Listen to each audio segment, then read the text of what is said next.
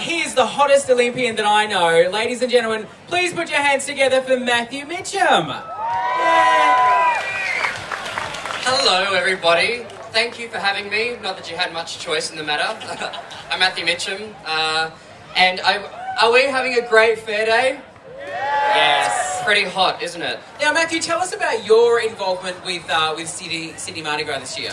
So this year, I am going to be in the parade in the sports, homophobia in sports. Are you wearing a Speedo?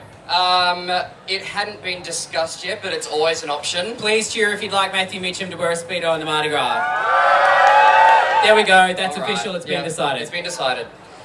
So I'm part of the parade. I'm also working on a creative project around Mardi Gras that I'm not allowed to divulge yet.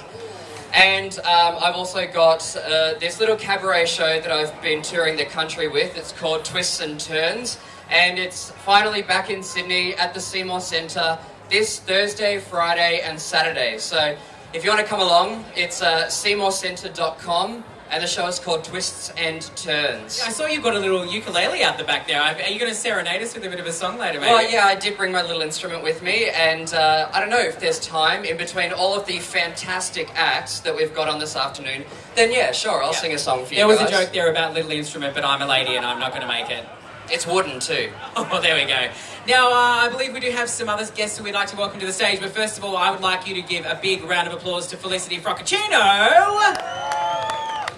Thanks everyone. Remember, support your venue, support your drag, because without us, there's no entertainment on Oxford Street or in Erskineville, alright? Remember that. Support all your fabulous drag queens in Sydney. Of course, we support our interstate sisters as well. Yes, thank you so much. And remember, if you do have that Coke Zero, just bring it to side stage.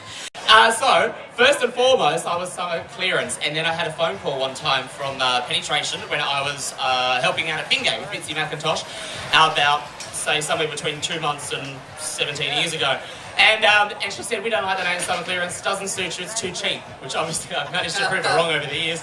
And she said, we like summer salt, and I said, I don't get it. It took forever. It took me a good 10 minutes to get it. I was like, summer.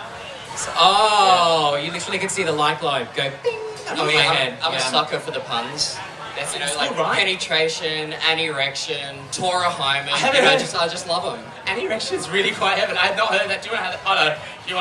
Can I tell the little drag name? Can I tell them? Yeah, okay. Okay. Do you guys want to hear a story about Matt Mitcham?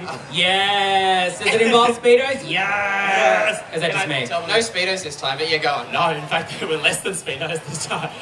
This is a true story. I haven't asked you about this backstage. Do you mind if I do that? No, go on. I can tell him who you were reading at the time? Alright, cool. So, no. I kid. And trust me, when Somersault says kids, she means it. So, first and foremost, I met Matt Mitcham, I don't know how many years ago now. It must be about 7 or 8. 8 years, yeah. Right? So he was about that tall, or about this sort of height on me is all I remember. And he was hanging out with a friend of mine who was an amazing drag queen at the time named Dame Malvina from New Zealand. And I knew that you guys had spent a lot of time together, you were hanging out, and it was Diva Voting Day. Now, back in the day, Diva Voting Day was a really exciting one, and basically, drag queens would get themselves up in drag in daytime. I don't know why you'd get yourself in drag in daytime, but we do it, and it'd be all to win votes for divas. First and foremost, I was in drag, my first divas, had no idea that it was going to be this hot and this disgusting, and I said I'll never do it again. I've done it a couple of times since. Second of all, Dame Malvina's out with us, looking like, can I say bastard? Yeah. Looking like a bastard.